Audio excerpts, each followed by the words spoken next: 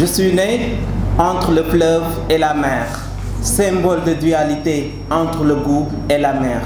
Mesdames et messieurs, je suis le petit-fils de Mankoumba Bang. Je viens de la ville tricentenaire Saint-Louis.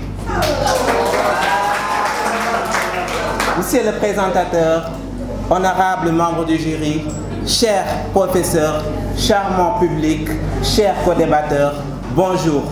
Je me nomme Amadou Ndiaye, je suis étudiant en licence 3 en hôtellerie tourisme accueil.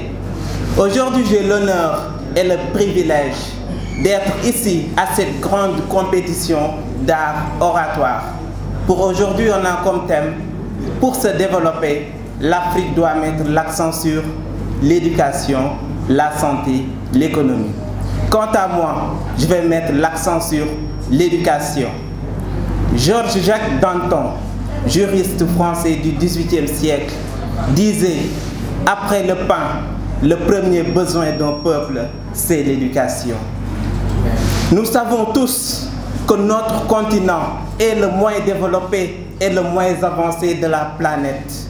Donc, son développement doit surtout se reposer sur l'éveil des consciences, la compréhension de la géopolitique, et cela doit forcément passer par l'éducation.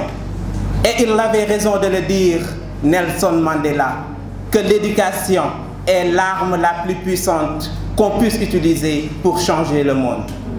Ici en Afrique, l'accès à une éducation de qualité et abordable reste privilège sur le continent. Et le système éducatif n'est pas aligné sur les aspirations de développement dans la plupart des pays.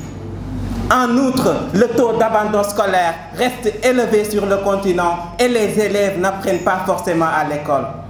De même, notre système éducatif nous enseigne comment être des Blancs. Il faut savoir que De Gaulle, Napoléon, Leclerc ne sont les héros de personne en Afrique. Contrairement à Thomas Sankara, Patrice Lumumba, Cheikh Anta Diop, Kwame Nkrumah, Anna Zinga, Winnie Mandela, j'en passe. Il faut mettre en place des programmes scolaires qui remplacent le dogme par le débat. Des programmes qui nous aident à nous défendre dans la société et à défendre la société dans laquelle nous vivons.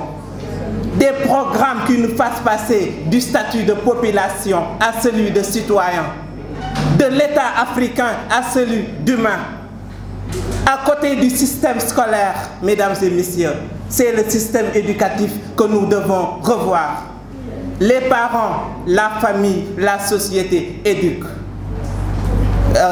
Autant pour moi, l'école instruit, mais les parents, la famille, la société éduquent. À côté du système scolaire, c'est le système éducatif que nous devons revoir. Si vous êtes parents, je vous en conjure, prenez soin de l'occupation de vos enfants. Apprenez-leur à être curieux afin qu'ils développent leur plein potentiel. Après génocide, mesdames et messieurs, fratricide, misère, guerre, tuerie, les populations du Rwanda ont fait de leur pays le plus propre la vitrine de la propreté en Afrique avec stabilité. Il faut qu'on se réapproprie de notre histoire, de nos patrimoines culturels, immatériels et développer le capital humain de notre chère Afrique. C'est ce stade de mes propos où l'émotion me brutalise que je marque une aposiopèse en vous disant que oui, c'est possible le développement de l'Afrique par le biais de l'éducation. Car si chacun de nous s'y met, tout le monde y gagne. Même les plus grandes montagnes sont faites de petites pierres. Chers Africains, relevons le défi de l'émergence. Et pourquoi pas les États-Unis d'Afrique. Je vous remercie.